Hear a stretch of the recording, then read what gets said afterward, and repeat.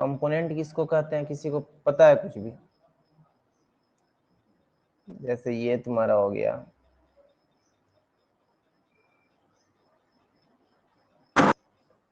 ये पढ़ रहे हैं 2D का। 2D मतलब 2 डायरेक्शन वाला। 2D means 2 directions. इसमें कौन सा डायरेक्शन है? एक एक्स ले लो, एक वाई ले लो, ठीक है। अब यहाँ पे ऐसे कुछ वेक्टर दिया हुआ है तुम्हारा, मान लो वेक्टर ए दिया है, वेक्टर ए दिया है, और ये तुम्हारा दे दिया है 30 डिग्री, ठीक है। इसको अभी थीटा के फॉर्म में ले लो, 30 डिग्री मत लो, क्या करो, थीटा ले लो।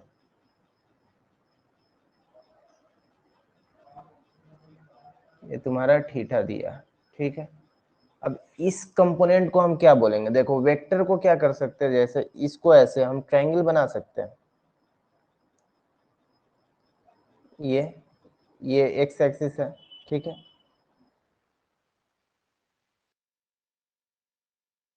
है ना, ये वेक्टर इस खींच सकते हैं, कोई दिक्कत नहीं। और इसको एंगल क्या हो जाएगा, ये 90 हो जाएगी, ये तुम्हारा थीटा है। अब देखो ये वेक्टर ए है ना, तो ए लिखो। अब इसको कल बताया थे क्या होगा, बोलो। इसको मान लो तुम ओ, इसको मान लो तुम क्या मान लो, ए मान लो, इसको बी मान लो। ट्रायंगल ओ ए बी में जाओ और cos थीटा का वैल्यू बताओ हमको। cos theta is equal to क्या होगा? cos theta is equal to O B by O A होगा, O B by O A. और sine theta is equal to क्या होगा? ए बी बाई ओ ए, यही ना होगा। अब देखो, अब हमको ओ बी निकालना है, ओ बी निकालना है, ओ बी, ओ बी निकालना है तो क्या करेंगे? ओ ए को यहाँ पे गुना कर देंगे, तो ओ ए क्या है मेरा, ओ बी यहाँ से मान लो निकालते हैं, O B is equal to लिखते हैं, तो ओ ए कॉस थीटा, ठीक है। तो ओ ए तुम्हारा क्या है, वेक्टर ए है, ए कॉस थीटा हो जाएगा यहाँ से। उसी तरह से जैसे पीछे पढ़े थे तुम लोग, प्रूफ में पढ़े थे ना, यहाँ से देखो, यहाँ से हमको ए बी निकालना है, ए बी निकालना है, तो ओ ए साइन थीटा, ओ ए साइन थीटा, ठीक है। ओ ए क्या है मेरा, ए है, ए साइन थीटा, ठीक है। बोलो, किसी को डाउट है कुछ भी? इस वाले कंपोनेंट को हम एक वेक्टर ये दे दे तो लिख सकते हैं ए साइन, है ना, और इसको क्या लिख सकते हैं, ए कॉस थीटा।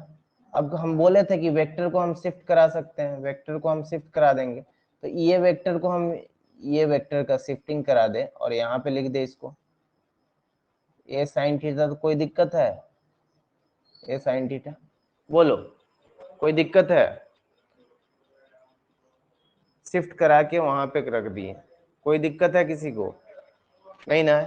तो अब हम यही जानते हैं, देखो किसी वेक्टर को अगर तुमको एंगल दिया हो, कोई वेक्टर दिया हो, मान लो ये एंगल यहाँ पे दे देता है, तो एक्स तुम्हारा क्या हो जाता है, ए कॉस थीटा, हमेशा याद रखना, एक्स ए कॉस थीटा होता है। और ए ए वाई क्या हो जाएगा, इसको हम लोग ए वाई बोल दो, ए वाई बोल दो, और इसको ए एक्स बोल दो। मतलब कंपोनेंट किस, एक्स एक्सिस पे, और ये कंपोनेंट वाई एक्सिस पे, इसको क्या बोलेंगे, ए साइन थीटा, ठीक है। कोई दिक्कत? अब तुमको यहाँ से थीटा का वैल्यू निकालना है, देखो समझ में आ जाता है, समझो कंपोनेंट तोड़ना आ जाएगा। क्या है, an object, an object of m k g, m k g speed of v metre per second, ठीक है। Strikes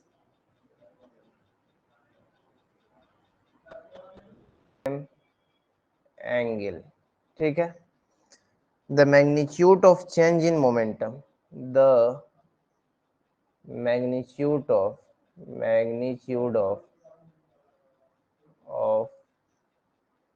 change in momentum. किसी को याद है क्या होता है? ये सब आगे बताएंगे, टेंशन नहीं लेना है। P is equal to m v होता है, बस ये याद रखो। अभी इसी से क्वेश्चन बन जाएगा, हम सब आगे बता देंगे तुमको। ये मोमेंटम आ गया तो डरना नहीं है कि क्या होता है क्या नहीं होता। ठीक है, जल्दी बनाओ। इसका ऑप्शन भी दे दिया है तुमको, ऑप्शन भी देखो, आसान है एकदम। क्या है? 2 MB cos theta, 2 MB cos theta, और इसका बी ऑप्शन दिया है तुम्हारा 2 MB sin थीटा। दिमाग पे जोड़ देना, बन जाएगा 0। और डी में दिया है 2MU। चलो जल्दी करो, ये पता है मेंस और इसमें भी नीट भी में पूछा हुआ क्वेश्चन है तुम्हारा, एक आध बार पूछे। यहाँ मान लो ये दीवार है ना, यहाँ से कोई बॉल है एम मास का, ठीक है, वो क्या किया, टकराया, फिर यहाँ से टकराने के बाद यहाँ गया, यही ना बोल रहा है, रिबाउंस हुआ है। और ये एंगल कितना है? ये एंगल तुम्हारा जो दिया हुआ है वो थीटा एंगल है, थीटा एंगल से टकराया, और फिर थीटा ही एंगल से क्या हुआ है, वो भागा है। ठीक है, ये समझ में आया? अब ऐसे आया, कैसे आया, ऐसे आया और ऐसे गया। अब देखो इसका कंपोनेंट तुम कैसे तोड़ोगे। इसमें देखो, इसमें क्या कर रहे थे, ये था तुम्हारा, था ना थीटा, तो इसको अगर ये भी था, भी तुम्हारा ये दिया हुआ है, भी से जा रहा है और भी से यहाँ, तो ये मान लो तुम्हारा दे देगा यहाँ पे, ये भी दिया है, तो इसको क्या लिखोगे, ये एंगल जिसके साथ बना रहा है उसको लिखोगे cos थीटा, और जिसके साथ एंगल नहीं बना रहा है उसके परपेंडिकुलर में लिख दोगे। ठीक है, जैसे इसको लिखोगे, इसको लिख दोगे क्या तुम, यहाँ पे लिख दोगे एक, ये वाला में, ये फिगर देखो, ये वाला में ऐसे देखो, यहाँ से क्या जा रहा है तुम्हारा, थीटा बना रहा है, तो इसको क्या लिखोगे, बोलो, भी cos थीटा लिख दोगे जिसके साथ एंगल बना है, और इसी के जो जो भी cos थीटा उसके परपेंडिकुलर खींच दो और भी sin थीटा लिख दो, बस यही करना था। ये इस तरफ है तो इसका डायरेक्शन इस तरफ, और ये इस तरफ, ऐसे इसको रोटेट करा दो तो देखो डायरेक्शन इसका नीचे की तरफ है तो नीचे रहेगा, इसको रोटेट कराओ तो डायरेक्शन इधर जा रहा है, इसको खींच के लाओ तो डायरेक्शन इधर जा रहा है। इसी तरह से ये एक नंबर में हो गया, और दूसरा में तो इधर जाएगा, इस तरफ जाएगा, तो इसमें क्या लगाएंगे, आई लगा देंगे, बोलो, और इसमें क्या लगाएंगे, जे, लेकिन क्या माइनस जे, क्योंकि नीचे की तरफ आ रहा है, माइनस जे लगेगा। बोलो समझ में आया ये, क्योंकि देखो नीचे की तरफ आ रहा है तो माइनस जे। ठीक है, अब देखो ये वाला देखो, और ये तुम्हारा क्या दिया, ये भी है, भी इधर जा रहा है, और ये थीटा, तो जिसके साथ एंगल बना है उसको भी cos थीटा लिख दिए, और इसमें प्लस जे या माइनस जे, क्योंकि देखो इसको घुमाओगे तो ये ऊपर ही रह जाएगा, तो प्लस जे। ठीक है, और ये तुम्हारा क्या हो जाएगा, भी साइन थीटा हो जाएगा, और ये क्या हो जाएगा, इधर जा रहा है तो इधर क्या जा रहा है, एक्स डायरेक्शन में, तो एक्स डायरेक्शन में तुम्हारा क्या हो जाएगा, आई हो जाएगा, क्यों, क्योंकि इधर ही जा रहा है। बोलो इतना समझ में आया सबको, क्या बोल रहे हैं?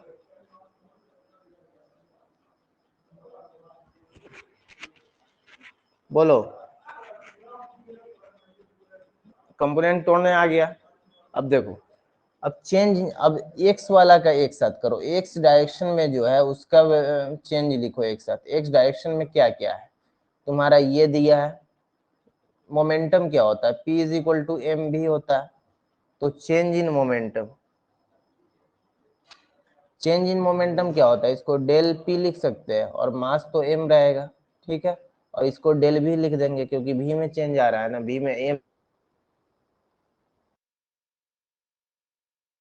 तो ऐसा कुछ रहता है, तो डेल पी मतलब change in moment, del p या डीपी, डेल पी या डीपी, डीपी या डेल पी भी बोलते हैं, तो इसको बोलेंगे हम लोग change in momentum, change in momentum, change in momentum.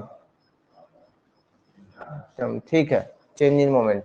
अब देखो एम चेंज क्या होता है, जैसे तुम्हारा मान लो 2 से 3 गया, तो तुमसे पूछा जाए 2 से 3 में चेंज कितना का है, तो 3 माइनस 2 का आया है, मतलब फाइनल में से इनिशियल को घटाते हैं, यही ना करते हैं कि फाइनल में से इनिशियल को घटा देंगे तो चेंज उतना का आ गया। बोल दिया तुमको 2 से 8 गया, कोई आदमी 2 मीटर था यहाँ पे और 8 मीटर तक गया, तो कितना का चेंज हुआ, 6 का चेंज हुआ, क्योंकि 8 माइनस 2।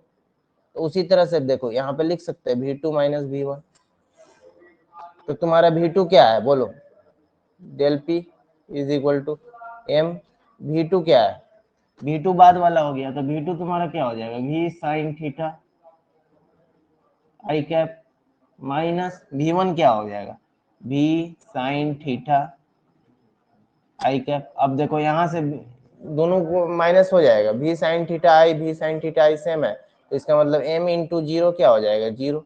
तो x डायरेक्शन में मोमेंटम क्या हो गया, जीरो हो गया, x डायरेक्शन में मोमेंटम जीरो हो गया।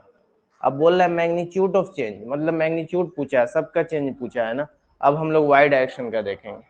अब y डायरेक्शन में देखो, y डायरेक्शन में पहले तुम जान लो यहाँ पे क्या है, माइनस में है तुम्हारा। देखो y डायरेक्शन का अब लो मोमेंटम, y डायरेक्शन का मोमेंटम लो, del p is equal to m del v। तो भी ये क्या हो जाएगा, m v2 माइनस v1 हो जाएगा। अब देखो y डायरेक्शन को पहला देखो ये चीज, और दूसरा यहाँ पे देखो ये चीज को, पहला क्या है, दूसरा ये है ना, तो दूसरा क्या है, प्लस में है तो जे हो जाएगा, प्लस में है तो जे हो जाएगा ना। तो दूसरा क्या है, v2 तुम्हारा क्या है, यहाँ से लिख लो, v2 is equal to plus J, मतलब v not cos theta, J positive में है तो पॉजिटिव। अब v1 क्या है देखो, माइनस जे होगा, माइनस जे है तो माइनस यहाँ पे लग जाएगा, तो माइनस वी नोट है ना, वी नोट दिया हुआ है कि भी दिया हुआ है, भी दिया हुआ है ना, खुद से मान लेते हैं भी, भी माइनस में आ जाएगा कॉस थीटा जे। अब रख दो यहाँ पे, अब रखो, अब रखो एम भी टू क्या है तुम्हारा, भी टू देखो भी कॉस थीटा, और इसका माइनस तो रहेगा, इसके साथ क्या आ रहा है, माइनस भी कॉस थीटा, इसमें भी जे और इसमें भी जे, ठीक है। अब देखो ये एम हो जाएगा भी कॉस थीटा जे माइनस माइनस प्लस भी कॉस थीटा जे, तो यहां से क्या हो जाएगा, एम टू एम भी कॉस थीटा जे। लेकिन यहाँ पे क्या पूछा है देखो, यहाँ पे पूछा है मैग्नीट्यूड पूछा है ना, कि दोनों का मैग्नीट्यूड क्या होगा, चेंज इन मैग्नीट्यूड। तो हम लोग क्या करते हैं, आई और जे वाला को ना रिजल्टेंट क्या निकालेंगे, चेंज इन मैग्नीट्यूड का रिजल्टेंट क्या निकलेगा, टोटल क्या निकलेगा, रूट अंडर इसका स्क्वायर। तो पहले क्या था, जीरो का square,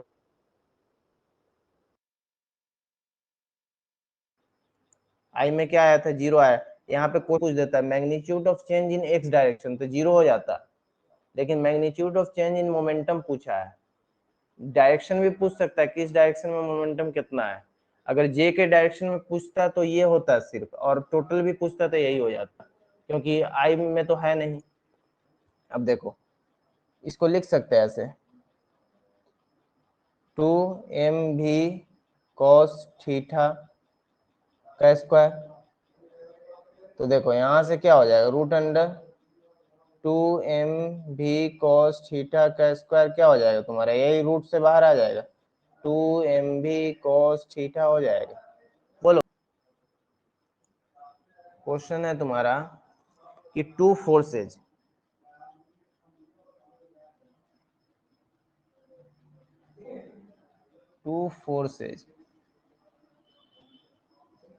F1 is equal to 1 Newton and F2 is equal to 2 Newton acting along the line x is equal to 0, line x is equal to 0,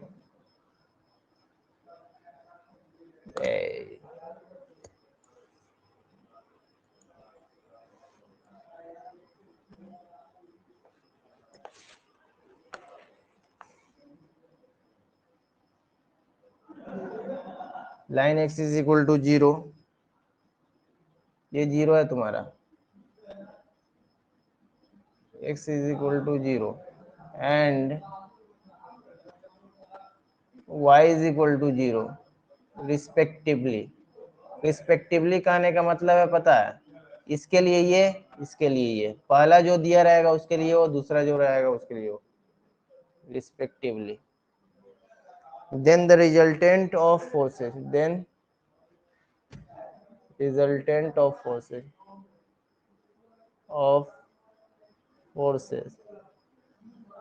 would be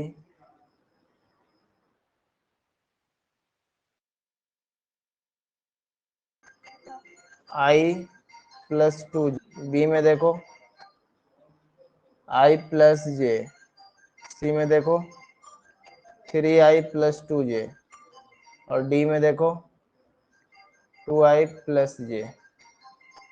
चलो करो जल्दी।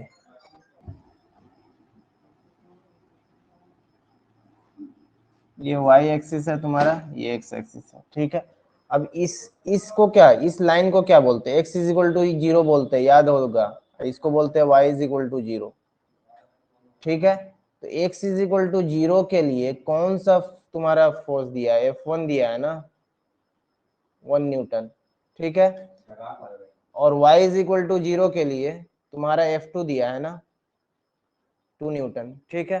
अब x इज इक्वल टू 0 का equation जो दिया हुआ है, x is equal to 0, ये किस एक्सिस के लिए होता है, y के लिए होता है ना। तो y में तुम्हारा क्या होता है, j होता है, और इसमें क्या होता है, i होता है ना। तो i के साथ देखो क्या लगेगा, i के साथ ये लगेगा, और j के साथ ये, ठीक है।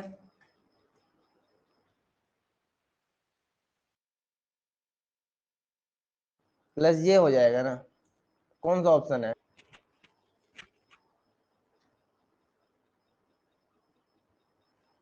क्योंकि देखो यहाँ पे तुम्हारा एक्सिस, y एक्सिस का इक्वेशन क्या होता है, ये होता है ना, x इज इक्वल टू 0, और x एक्सिस का y इज इक्वल टू 0 होता है।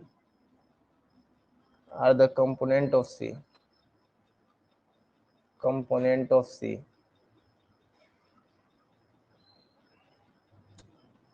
vector A and vector B is a component of C, then C तुम्हारा दिया हुआ ये, ठीक है, और ये A दिया हुआ है 45 डिग्री, B दिया हुआ है 45 डिग्री, ये B है, और A दिया हुआ है तुम्हारा 30 degree.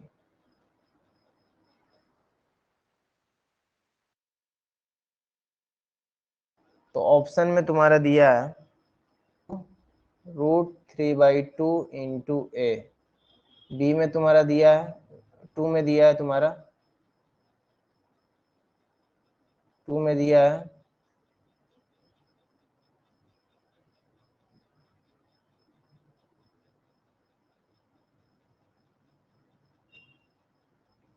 b is equal to c/√2, third में दिया है a is equal to √6 c divided by के फॉर्म में लिख सकते हैं। c को हम क्या लिख सकते हैं, b इज इक्वल टू हम ये लिख सकते हैं c cos 45 डिग्री, ठीक है। और a को हम क्या लिख सकते हैं, a is equal to c cos 30 degree.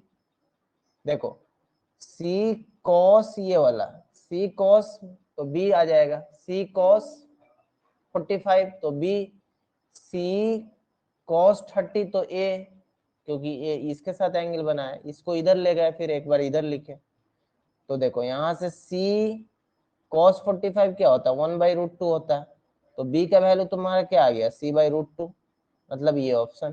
ठीक है, अब देखो a is equal to c, cos 30 क्या होता है, √3/2 होता है, तो दूसरा ऑप्शन ये, तो ये दोनों सही है।